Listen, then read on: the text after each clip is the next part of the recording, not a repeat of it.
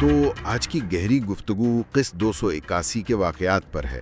कहानी एक बहुत ही नाजुक मोड़ पर आ गई है, ख़ास तौर पर सबीहा साहिबा की असलियत का जो इंकशाफ हुआ है। जी दलान पर उसका क्या असर पड़ रहा है और बारान के शुकूक व शुबहात वो तो बढ़ते ही जा रहे हैं। बिल्कुल।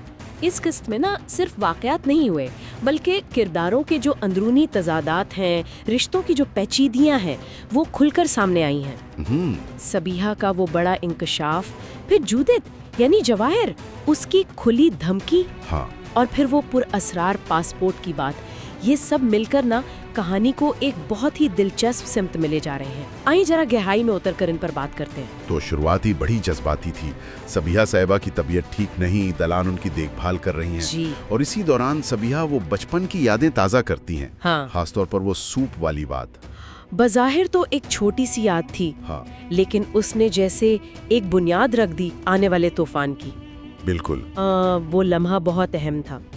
सबीहा का ये कहना कि जिंदगी कैसे मौजज़ों से भरी है, जिस बच्ची को मैं सूप पिलाती थी आज वो मुझे पिला रही है, ये सिर्फ माजी की याद नहीं थी, ये हाल से जुड़ने की कोशिश थी। सही।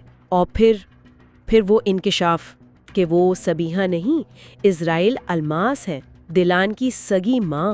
ओहो। ये सिर्फ सच बताना नहीं था, ये एक बहुत बड़ा बोझ था जो उन्होंने दिलान पर डाल दिया। और बोझ भी कैसा? साथ में एक सख्त शर्त लगा दी कि ये राज राज ही रहना चाहिए। जी हाँ। अपनी जान के खतरे का बताया। मेरे नाम का डेथ वारंट निकल चुका है, मतलब साफ कर दिया कि अगर ये सच बाहर आया तो ना सिर्फ उनकी जान को खतरा है, बल्कि दिलान की जिंदगी। हाँ, और उसकी शादी, सब कुछ तबाह हो सकता है।